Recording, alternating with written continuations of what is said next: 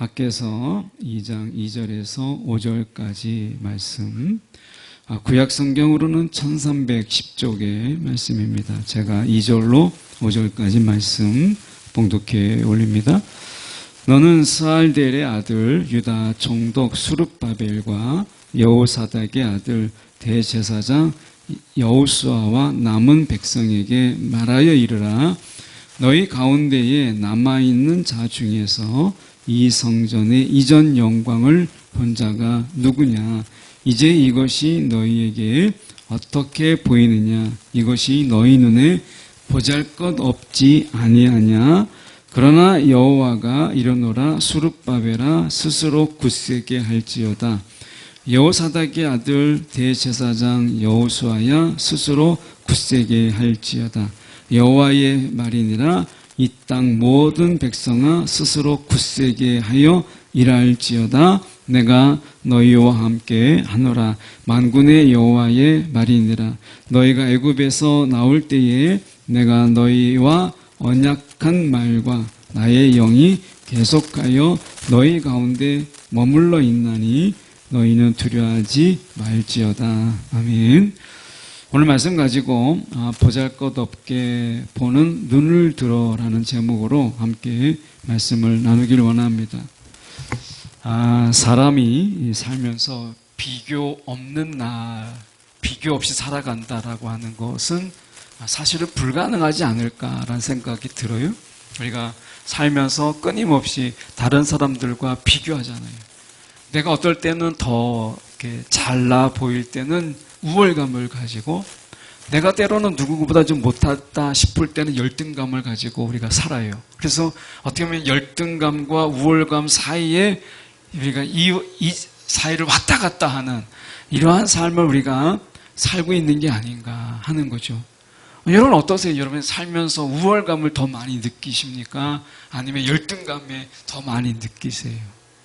어느 순간에 우리가 열등감이 어떤 상황 속에서 열등감이 탁 우리가 들어오게 되면 막 갑자기 우울해지게 되고, 또 내가 이것밖에 안 되나 화가 나기도 하고, 때로는 그런 속에서 마음이 갑자기 침울해지는 것을 경험하잖아요. 또 어떨 때는 막 굉장히 우월한 속에서 내가 하지도 그리고 있지도 그리고 내가 가지고 있지 않는 건데도 막 또 뻥을 튀어서 우리가 이야기하는 이런 속에서 또 막상 그렇게 막 자랑하고 나오는데 실제로는 내가 그렇지 않은 모습이니까 그런 모습에서 또 괜한 말을 했다 막 이런 마음이 우리가 드는 이런 속에서 우리가 살아가요. 계속 끊임없이 비교하는 거죠. 그런데 남들과의 비교, 나와 다른 사람과의 비교, 이것만 있는 게 아니라 나와의 비교가 있다라는 거예요. 이게 우리를 많이 괴롭히죠. 어떻게 보면 우리가 끊임없이 나의 정말 전성기 때의 나, 아니면 내가 그때 잘했던 나와 계속해서 비교하면서 그때는 안 그랬는데 내가 지금은 왜 이럴까? 라고 하는 모습 속에서 어떻게 보면 자괴감도 갖게 되고 자신감을 잃어버리게 되는 이런 경우도 우리가 보게 되죠.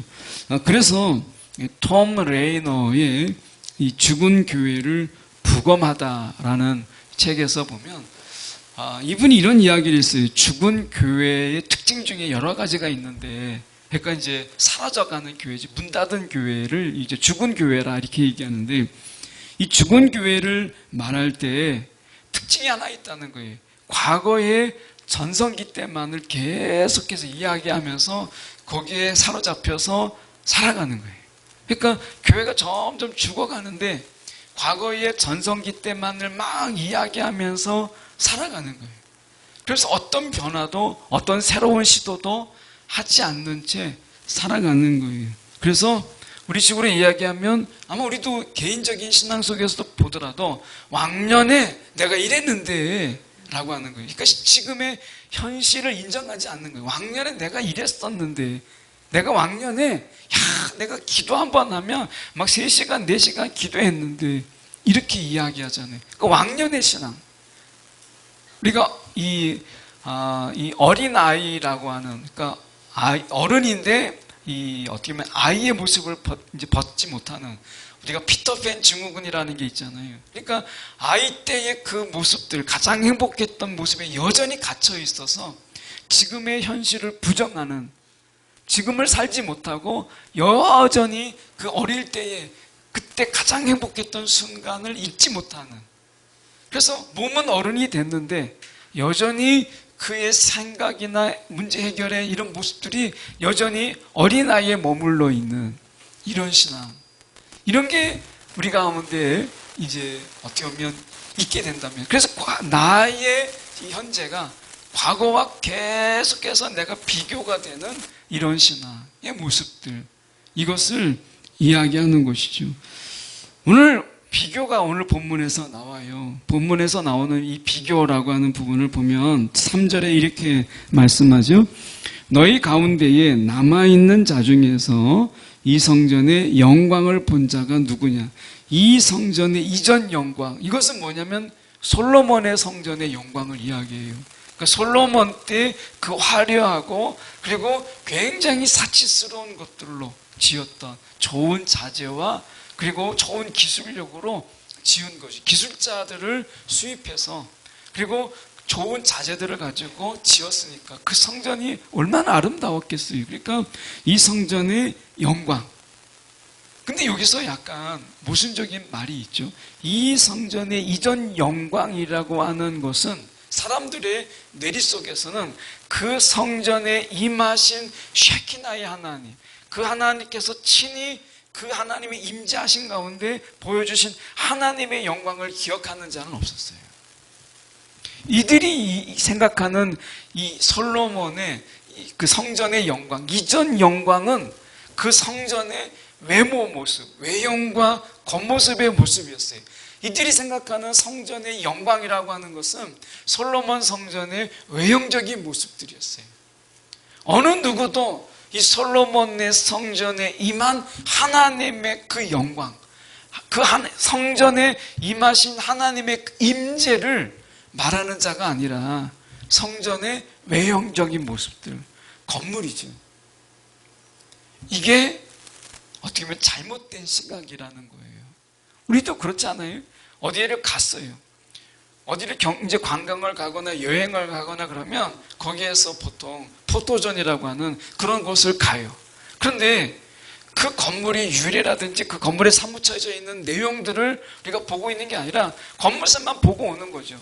아, 저게 이렇게 생겼다, 저렇게 생겼다, 나 거기 가봤다, 이거잖아요. 근데 사실은 그 건물이 어떤 의미가 있는지, 그 건물이 얽힌 이야기, 어떤 스토리, 이런 것들이 전혀 알지 못하고 나 그냥 거기 갔다 왔다라는 것 뿐이잖아요. 여기서 말씀하고 있는 성전의 이전 영광이라고 하는 것은 바로 그런 걸 이야기하는 거예요. 외형적인 모습들이죠. 이것을 본 그들이 자기들이 이제 갔다 와서 성전을 지었죠. 우리가 포로기 이후에 성전을 이야기할 때 저희가 편의상 이야기할 때 처음에 진 것을 솔로몬의 성전, 그리고 지금 그들이 포로기에 갔다 와서 성전을 지었던 성전을 우리가 수룹바벨의 성전이라 이렇게 이름을 붙이죠.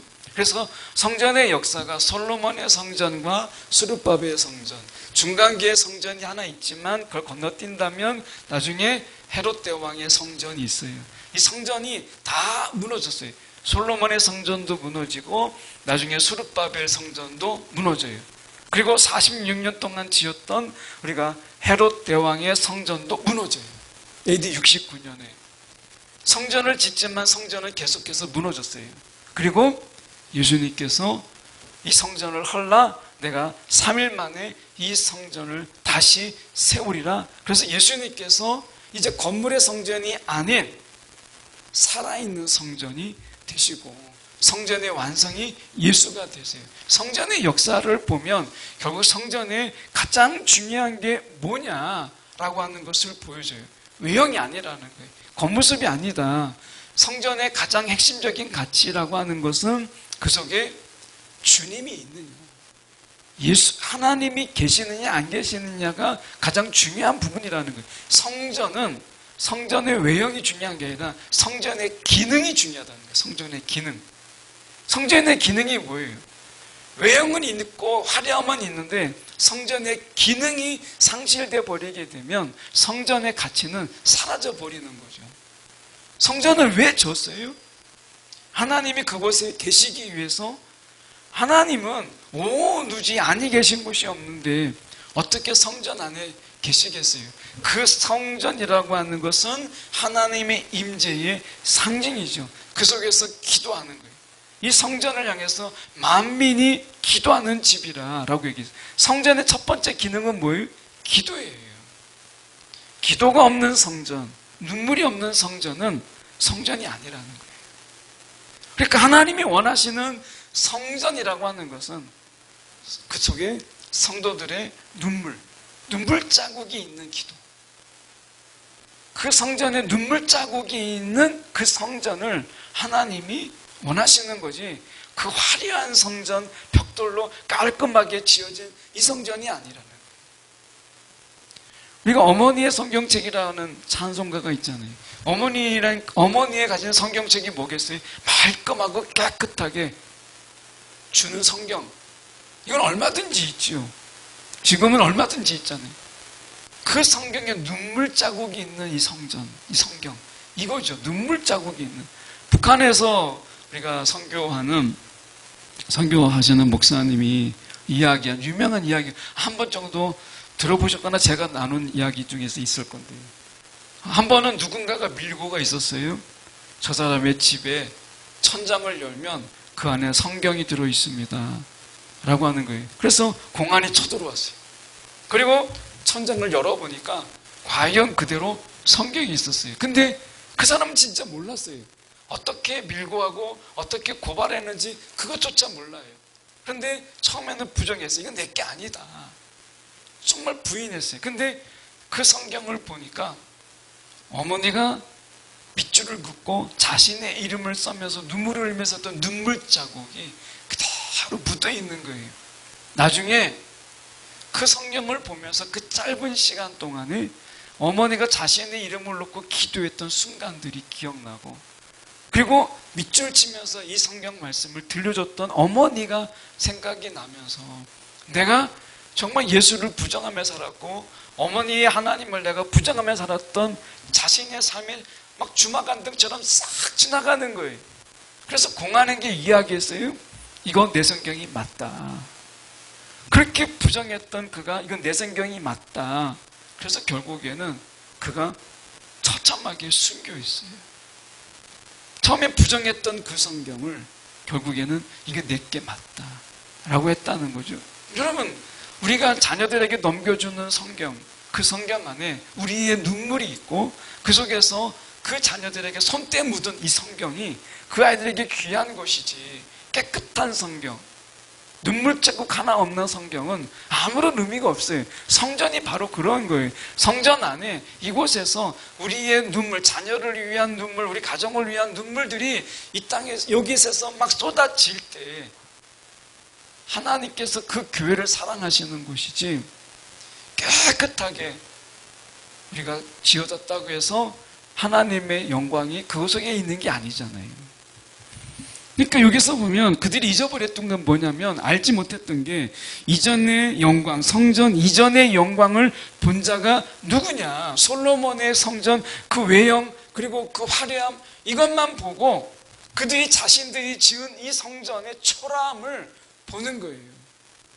그 성전을 뭐라고 얘기했냐면, 지금 보면 3절 하반절에 너희의 눈에 보잘것 없지 아니하냐. 보잘것 없는 성전인 거예요.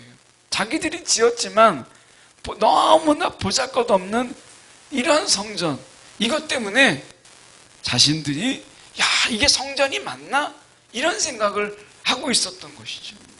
근데 성전에서 두 번째 중요한 부분이 있어요. 그게 4절에 나오는데 이렇게 말씀하죠. 그러나 여호와가 이르노라. 수룹바벨아 스스로 굳세게 하라. 그리고 우리가 이 대제사장 여호수아에게도 이야기합니다. 스스로 굳세게 할지어다. 2번 반복됐죠? 3번 반복됩니다. 이 땅 모든 백성아 스스로 굳세게 하여 일할지어다. 굳세게, 스스로 굳세게 할지어다를 3번 반복했어요. 이건 굉장히 중요하다라는 거잖아요. 성전에서 중요한 역할이 뭐겠어요? 스스로 굳세게 하라. 자, 하나님이 우리를 굳세게 하면 될 텐데 스스로 굳세게 하라. 우리가 스스로 해야 될 게 있다라고 하는 거예요. 하나님이 하시는 게 있어요. 하나님께서 이렇게 말씀하셨어요. 4절 하반절에 보면 내가 너희와 함께 하노라. 내가 너희와 함께 한다 라고 말씀하세요. 이건 하나님이 하시는 거예요. 하나님이 우리와 함께 하시기 위해서 이 땅에 친히 사람의 몸으로 오셨어요. 예수 그리스도. 그분의 이름이 임마누엘이에요. 그러니까 예수님의 이름이 임마누엘인데 우리와 함께 계신다. 하나님이 우리와 함께 계신다. 이런 뜻이잖아요. 우리와 함께 계시는 것을 눈으로 보게 하신 것이 예수 그리스도예요. 그러면 하나님께서 하시는 것은 내가 너희와 함께 한다. 이게 하나님께서 하시는 일이에요. 그럼 우리의 일이 뭐예요? 아무것도 없나요? 아니죠. 우리가 해야 될 게 스스로 굳세게 할지어다. 이건 우리가 해야 되는 거예요. 믿음 안에서 내가 서는 것. 하나님이 다 해주시지 않으세요. 신앙은 우리가 해야 될 게 있고 하나님이 해야 될 것을 합쳐서 하나님의 일이 되는 거예요. 오늘 우리가 하나님이 아무리 은혜를 주고 하나님이 우리 가운데 아무리 사랑을 베풀지만 내가 스스로 그것에 대해서 굳세게 서지 않고 내 믿음을 붙잡지 않고 하나님의 약속을 붙잡지 않으면 아무런 소용이 없어요. 결국 성전이라고 하는 것은 하나님이 이곳에 계시고 성전을 바라보면서 야, 우리와 함께 하시는구나. 하나님이 우리와 함께 하시는구나. 성전은 예수님이 성전 되신 이유가 뭐겠어요? 예수님을 바라보면서 하나님이 우리와 함께 하신다라고 하는 것을 기억하는 것처럼 성전을 바라보면서 하나님이 우리와 함께 하신다라고 하는 것을 내가 눈으로 바라보는 거예요. 예수를 바라보면서 하나님이 우리와 함께 하신다라고 하는 것처럼 교회를 바라보면서 하나님이 나와 함께 하신다라고 하는 것을 내가 바라보는 거죠. 자, 스스로 굳게 하는 그 이유가 무엇이냐면, 스스로 굳게 할 수 있는 그 근거가 무엇이냐면 하나님이 함께 하시기 때문이라는 거예요. 이것은 우리가 얄쌍한 믿음 아니면 우리가 아주 약은 믿음으로는 도저히 불가능해. 어린아이가 엄마가 있는 것을 보고 아버지가 있는 걸 보고 아이들이요 그 속에서 같이 막 놀이터에서 어울리다가도 당당해요. 중간중간에 보잖아요. 엄마가 있는지 아빠가 있는지를 살펴요. 아빠가 있으면 아이들이 그 속에서 당당함을 얻는 거예요. 세상 가운데서 우리는 어린아이 같은 자예요. 세상에선 버려진 자 같은 자이고 세상에선 우리가 고아 같은 자이지만 하나님을 바라보고 우리 마음을 굳세게 할 수 있는 거예요. 여러분, 우리가 해야 될 게 뭐냐면 스스로 굳세게 하라 라고 하는 거예요. 하나님이 다 해주셔도 이건 못해요. 이건 우리가 해야 될 몫인 거예요. 스스로 굳세게 하는 것. 내가 마음이 약해지면 여러분 교회로 오세요. 그러면 그 교회 가운데서 내가 기도하는 가운데 이곳에 계신 하나님, 내가 그 속에서 내가 하나님께서 힘을 주세요. 집에서 기도할 수 있어요. 침대에서 기도할 수 있어요. 얼마든지 하나님이 어느 곳에든지 분명히 하나님이 함께 하세요. 그런데 우리가 공간이 주는, 공간이 품는 그런 하나님의 임재의 경험이 있어요. 저도 예수님을 만나고 예수님 만나기 전에 예수님을 경험했던 것은 하나의 이 예배 장소였어요. 그리고 중간중간에 힘들 때 제가 찾아갔던 그 기도원 속에서 외치고 부르짖고 하는 가운데 그 기도굴 또는 기도처에서 새롭게 하나님을 경험하고 새롭게 예수를 경험해요. 여러분, 정말 우리가 세상 속에서 내가 힘을 얻고 다시 한번 용기를 얻을 때, 지금은 기도원 문화도 많이 사라져서 기도원에 가면 찾아오는 자가 뭐 거의 없다고 얘기는 들었어요. 제가 즐겨 가는 데는 이 목회자가 이제 다 무료로 해주고 얼마든지 기도할 수 있도록 해주는 큰 교회에서 기도원 운영하는데 목사들은 그렇게 감사하게도 다 무료로 해줘요. 숙박 다 해주고 그럼 밥은 이제 사 먹죠. 근데 그곳에 가면 찾아오는 이가 제가 딱 한 번 가는 동안에 한 명 제가 같이 있어 보고, 그것도 온전히 가지고 있는 게 아니고, 근데 정말 기도원에 오는 분들을 만나기 어려워요. 여러분, 기도원 얼마나 가십니까? 아니, 기도원 아니더라도 여러분 교회 오셔서 정말 기도하는, 여러분의 교회에, 내가 소속된 교회에 눈물을 흘리는 그 눈물의 방울, 이것이 얼마나 교회를 교회답게 하는지 몰라요. 여러분, 우리가 이 교회에 내가 그냥 예배만 나오는 자가 아니라 이 교회에 눈물을 흘리는 자가 하나님이 찾으시는 거예요. 그러니까 어떻게 보면 내가 스스로 굳세게 하라. 내가 하나님을 찾고 하나님의 은혜가 있지만 내가 은혜를 찾지 아니하고, 하나님의 사랑이 있지만 내가 하나님을 사랑하고자 하는, 만나고자 하는 그 열망이 없으면 하나님이요, 쓰러진 우리를 세울 수가 없는 거예요. 우리가 스스로 해야 될 게 있다고 분명히 말씀하시잖아요. 지금 수룹바벨에게도 이야기하고, 제사장 여호수아에게도 이야기하고, 백성에게도 이야기해요. 스스로 굳세게 할지어다. 근데 어떻게 굳세게 하느냐, 어떻게 할 수 있을까라고 얘기했을 때, 저는 3절로 다시 가서 보면 이렇게 얘기하죠. 너희 눈에 보잘것 없지 아니하냐? 라고 얘기해요. 이걸 인정하라는 거예요. 아, 내가 세상에서 정말 보잘것 없는 자구나. 이걸 인정하는 데서 시작돼요. 야, 내가 정말 보잘것 없다. 세상에서 세상의 눈으로 볼 때는 너무 형편없는 자예요. 이걸 인정하라는 거예요. 이 인정하는 가운데 내가 보잘것없는 자로 내가 스스로 보일 때 비로소 보이는 게 있어요. 아, 내가 세상에서 정말 형편없는 자다라고 인정하게 될 때 비로소 보이는 게 있어요. 그게 뭐냐? 주님이 보여요. 그럼 주님이 언제 보여요? 내가 할 수 없다라고 인정할 때. 아, 나는 더 이상 이제 아무것도 아니다라고 할 때 비로소 보이는 게 뭐죠? 주님이 보이잖아요.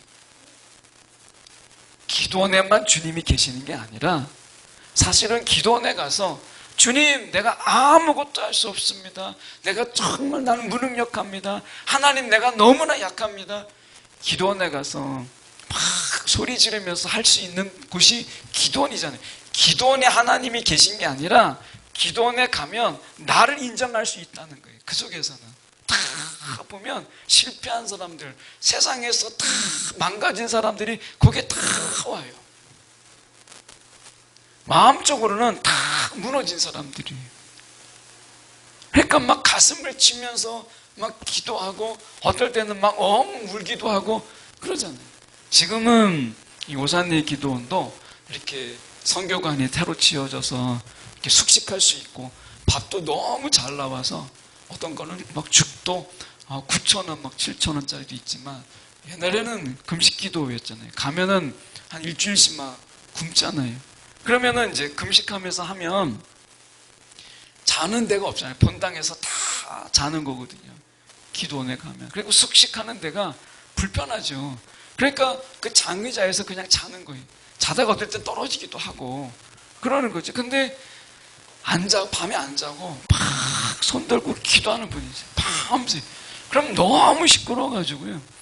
밖에 나와서 막 산책하면서 기도하다가 나중에는 밖에서 잘 수가 없으니까 들어가서 자는데, 그 소리 들어가면서 막 울부짖는 소리에 막 가슴을 치는 소리, 엉엉 우는 소리, 막 그 들어가면서 자는 거예요. 그러면 어느 순간에 아침에 일어나서 이제 새벽에 일어나면 그런 어떤 분들도 나중에 다 눈물 자국, 막 얼굴에 막 눈물 자국 나고 콧물 자국 나고 그런 가운데 잠들어 있거든요. 어떨 때는 막 여기 얼굴에 하얀 눈물 자국에 콧물 자국이 막 그대로 묻어 있는데 보면 지저분하죠. 근데 그걸 새벽에 아침에 급히 지나가면 막 감동이 와요. 야, 저런 눈물 자국이, 그 콧물 자국이 있으면서 부르짖는. 여러분, 우리가 정말 보잘것없다. 거기에는 다 보잘것없고 형편없는 사람들이 와요. 그런데 나중에 내려갈 때는 얼굴에 환한 미소를 짓고 주님 만나고 내려가는 거예요. 여러분, 그러니까 교회에 하나님이 계신 게 아니라 이 교회 가운데 보잘것없는 나를 발견하게 되면 비로소 보이는 거예요. 내가 잘나다고 할 때, 내가 똑똑하다고 할 때는 절대 하나님이 보이지 않아요. 내가 주먹쥐고 난 할 수 있어 라고 하는 사람에게는 하나님이 보이지 않아요. 여러분, 깡패나 조폭이 하나님 찾는 경우를 봤어요? 절대 안 보이죠. 주먹쥐는 자에게 어떻게 하나님이 보이겠어요? 주먹을 펴고 하나님 앞에 정말 기도하려고 손을 맞잡은 자가 하나님을 찾고 하나님이 보이는 거지, 주먹 쥐고 내가 모든 걸 할 수 있어 라고 하는 사람에게는 절대 하나님이 보이지 않아요. 여러분, 내가 보잘것없는 존재다, 야 나는 정말 아무것도 아닌 존재야 라고 할 때 비로소 하나님이 보여요. 어떤 하나님? 내 곁에 계신 하나님, 나와 함께 하신 하나님이 그때서야 비로소 보이는 거예요. 아무리 주먹 쥐고 하나님을 찾아보세요. 하나님이 보이나? 내가 자신감으로 가득한 가운데서 내가 모든 걸 할 수 있다라고 외치는 사람에게 아무리 가서 외쳐보세요. 하나님이 보이는가? 안 보이죠. 내가 보잘것없어 보일 때, 아무것도 아닐 때, 내가 그냥 바닷 가운데 이제 남은 거는 절망밖에 없는 이런 가운데 있을 때 하나님이 보이는 거예요. 성전이 보잘것없다라고 하는 것, 이 성전, 보잘것없는 이 성전이 보일 때, 그전에는 성전의 화려함 속에서 뭐만 봤어요? 성전이 화려함만 보이죠. 화려함만 보여요. 그런데 그 성전의 초라함을 보면 비로소 보이는 게 뭐냐? 이제 우리와 함께 하신 하나님이 그때서야 보이는 거예요. 예수님이 어떻게 성전 되셨어요? 그 고난, 그리고 예수님이 묘사할 때 이사야 모사가 어때요? 흠모할 만한 것이 없다라고 얘기해요. 예수님의 그 흠모할 만한 것이 없는, 예수님이 엄청난 미남이거나 막 배우 뺨치는 이런 모습으로 세상에 오신 게 아니에요. 예수님의 그 모습 속에서 볼 수 있는 것, 그 허름함과 그 초라함 속에서, 보잘것없는 그의 모습 속에서 함께 하시는 하나님이 보인 거잖아요. 여러분, 내가 보잘것없는 존재, 내가 정말 형편없는 자다라고 하는 이것을 내가 경험하게 될 때 나와 함께 하신 하나님을 경험해요. 이 하나님, 그래서 지금 그들이 이야기하는 거예요. 이것 때문에 스스로 굳세게 할 수 있는 거예요. 그 하나님으로 인해서. 여러분, 오늘 말씀 속에서 이렇게 말씀해요. 5절에 보면 너희가 애굽에서 나올 때에 내가 너희와 언약한 말과 나의 영이 계속하여 너희 가운데 머물러 있나니 너희는 두려워하지 말지어다. 너희 가운데 머물러 있나니, 이렇게 말씀하잖아요. 여러분, 다윗을 우리가 이야기할 때 다윗이 하나님을 경험하지. 어떻게 경험해요? 약하기 때문에. 다윗이 강하기 때문에 하나님을 경험한 게 아니라 다윗은 연약한 자였어요. 그의 형제 중에서도 그의 아버지가 사무엘에게 내 아들이다라고 보이지 않을 만큼 이 다윗은 연약한 자였어요. 근데 그 연약하기 때문에, 보잘것없는 존재이기 때문에 그와 함께 하시는 하나님을 본 거잖아요. 오늘 우리 속에서 생각해 볼 때 우리는 너무 볼 게 많다. 보잘것없는 존재여야 되는데 너무 볼 게 많은 거예요. 아니, 너무 보는 게 많은 거예요. 내가 너무 많은 것을 보고 있다 보니까 나와 함께 있는 하나님을 보지 못하는 거예요. 여러분, 세상에 볼 게 너무 많으면 나와 함께 하신 하나님을 보이지 않아요. 신명기 21장 23절의 말씀에 보면 이렇게 말씀합니다. 여호와께서 또 눈의 아들 여호수아에게 명령하여 이르시되 너는 이스라엘 자손들을 인도하여 내가 그들에게 맹세한 땅으로 들어가라 하리니 강하고 담대하라. 내가 너와 함께 하리라. 자, 여호수아가 어떤 존재예요? 모세의 시종이었어요. 모세의 종이었어요.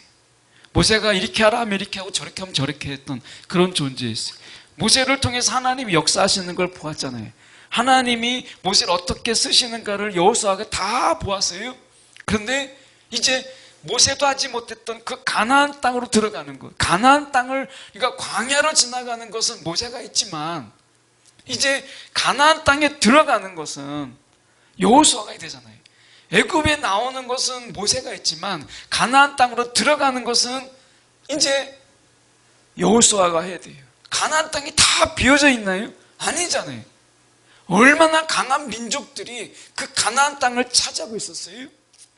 근데 모세도 안 했던 것을 여호수아가 해야 돼요. 그러니까 하나님이 모세에게, 여호수아에게 말씀하세요. 여호수아가 얼마나 자신이 모세와 비교했을 때 나 형편없는 자, 나 같은 보잘것 없는 자, 이런 생각이 들지 않았겠어요? 그래서 하나님이 말씀하시는 게 강하고 담대하라, 내가 너와 함께하리라. 나는 여전히 약한데 함께 하신 하나님이 이제 비로소 보이는 거잖아요. 여러분, 나와 함께 하신 하나님이 보이십니까? 나와 함께 하신 하나님이 느껴지십니까? 그러려면 나의 고백이 필요해요. 나는 정말 볼 것 없는 아무것도 아닌 존재입니다. 그래야 비로소 보여요. 나와 함께 하시는 주님이 보여요. 아직 안 보인다면 아직 내가 살아있는 거예요. 십자가에서 죽은 게 아니라 시퍼렇게 내가 살아있는 거예요. 그러면 나와 함께 하시는 예수가, 나와 함께 하시는 하나님이 보이지 않아요. 내가 할 수 있을 것 같은데요. 내가 아직 지금 세상에서 성전이 화려하게 보일수록 그 성전 안에 계신 하나님이 보이지 않는 거예요. 솔로몬의 성전을 바라본 자들이 하나님의 영광을, 하나님의 임재를 말하지 않아요. 왜? 성전의 그 화려함 때문에 하나님을 보지 못한 거예요. 지금 바벨론 포로에서 솔로몬 성전을 보았던 자들이 이전의 영광을 뭐라고 얘기해요? 겉모습, 성전의 그 화려함, 이거죠. 제가 터키에 가서 성소피아 성당을 보고 건너편에 모스크를 봤어요. 그 이스탄불에 있는 이 모스크가 얼마나 큰지, 그 탑이 올라와 있는 게 막 4개가 올라와 있잖아요. 근데 그게 탑이 많으면 더 화려한 거라고 하던데, 제가 본 거는 성소피아, 기억으로는 그래요. 성소피아 성당을 먼저 봤어요. 그 웅장함. 근데 모스크에 딱 갔더니 모스크는 더 크게 졌더라고요. 아마 일부러 졌겠죠. 이슬람이 사원이니까. 그러니까 그 안에 들어가면 그 지붕의 높이, 그리고 그 안에 둘러싼 이런 웅장함이 가득해요. 근데 그런 웅장함 속에 들어가면, 건물의 화려함 속에 들어가면 내가 위축되지만 하나님은 보이지 않아요. 한 분이 이렇게 이 가평에 있는 어느 기도원에 간 거예요. 기도원이라기보다는 약간 이제 기도할 수 있는, 이렇게 가족이 가기도 하고 부부도 갈 수 있는 이런 기도처가 있어요. 일반 기도원하고는 좀 다르게 일종의 휴양처, 휴식처 이런 것처럼 지은 데가 있다고 하더라고요. 근데 그 안에 들어가면 이거보다 훨씬 작은, 한 7명, 7명도 못 들어가는 아주 작은 교회가 있대요. 작은 교회가. 그리고 거기에 십자가가 있고, 그래서 이제 부부가 이제 목사님하고 사모님에 딱 들어갔는데, 그 작은 교회인데 그 속에서 자기가 모든 걸 다 내려놓는 느낌.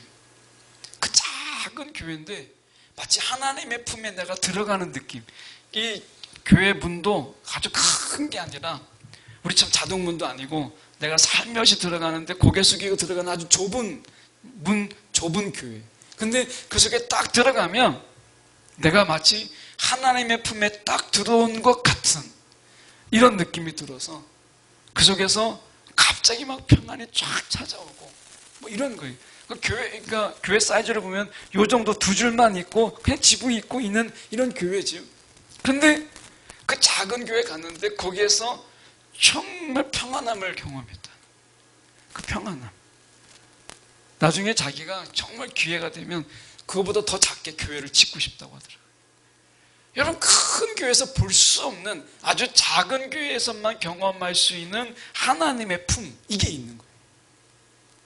볼품없는 그러한 성전이지만 그 속에서 볼 수 있는 하나님이 있는 것처럼 우리가 세상에서 볼품없는 자이기 때문에 우리가 은혜인 거예요.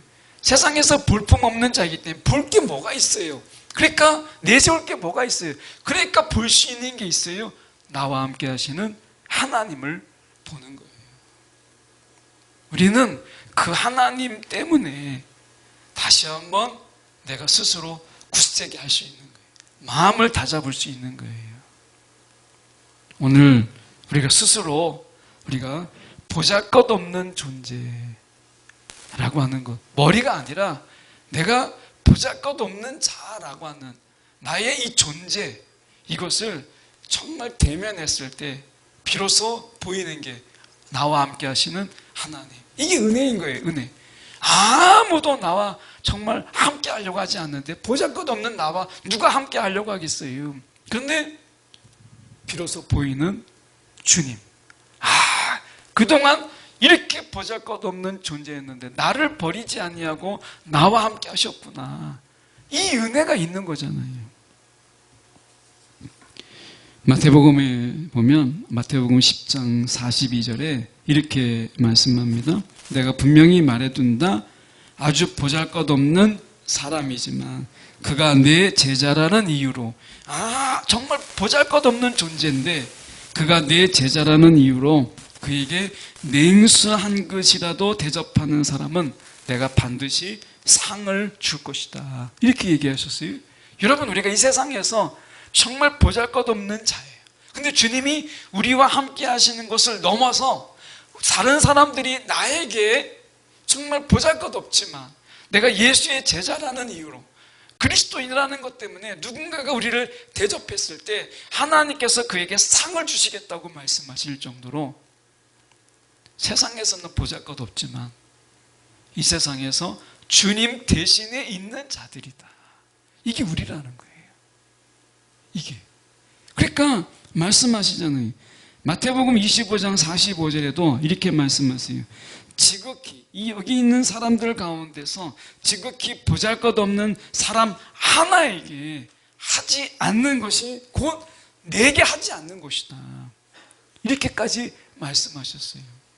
여러분, 세상에서 내가 보잘것없어도 예수 이름으로 살아가는 그런 자, 예수를 따라가는 자, 그런 자들에게 하지 않는 것은 주님께 하지 않는 거고 그에게 한 것은 주님께 한 것이라고 말씀하잖아요. 여러분, 우리와 주님이 같이 지금 놓여져 있는 동급으로 대우받잖아요. 이 은혜가 우리 가운데 있다라는 거예요. 여러분, 내가 있는 척, 내가 아는 척, 많이 가진 척, 부유한 척 할 필요가 없다는 거예요. 그냥 보잘것없는 이런 존재. 그렇지만 내 안에 예수가 있으면 그걸로 되는 거다. 말씀하시는 거잖아요. 문제는 뭐예요? 성전이 아무리 화려해도 주님이 계시지 않으면, 하나님이 계시지 않으면 그냥 건물이에요. 그럼 우리가 성전이라고 말하지 않는다라고 하는 거죠. 사도 바울이 마지막으로 보면 그가 전성기 때가 있죠. 1차 선교여행, 2차 선교여행, 3차 선교여행이 있었어요. 아마 그 선교여행 가운데 아마 자랑하고 싶은 교회도 있고 나름대로 성과도 있죠.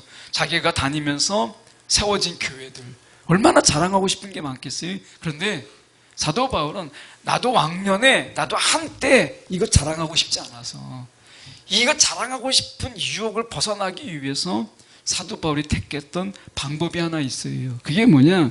디모데후서 4장 7절에, 디모데후서 4장 7절의 말씀이에요. 나는 선한 싸움을 싸우고 나의 달려갈 길을 마치고, 이렇게 돼 있어요. 달려갈 길을 마치고. 그는 한가롭게 나의 전성기, 나의 한때 말이야, 왕년의 말이야, 이렇게 하지 않았어요. 그는 달려갈 길을 계속해서 마칠 때까지 그가 믿음을 지켰다라고 얘기해요. 여러분, 오늘을 하나님이, 우리가 오늘이라는 시간을 주었어요. 하나님은 영원한 현재를 사세요. 하나님에게 어제, 하나님에게 미래가 없이 하나님이 영원한 현재예요. 오늘이라는 이 시간은 하나님께서 우리 가운데 최고의 시간으로 만들어라. 믿음 안에서 그래서 하나님이 우리 가운데 오늘이라는 시간을 선물하신 거예요. 여러분, 보잘것없는 우리를 예수 그리스도와 동격으로 놓고 우리에게 한 것이 주님께 한 것이다라고 말씀하실 만큼 우리는 예수의 대신에 우리 가운데 있어요. 오늘 내게 자랑할 건 없고 사도 바울처럼 예수 십자가만을 자랑하는, 세상에서 우리가 보잘것없을 때 인정하세요. 야, 나 보잘것없다.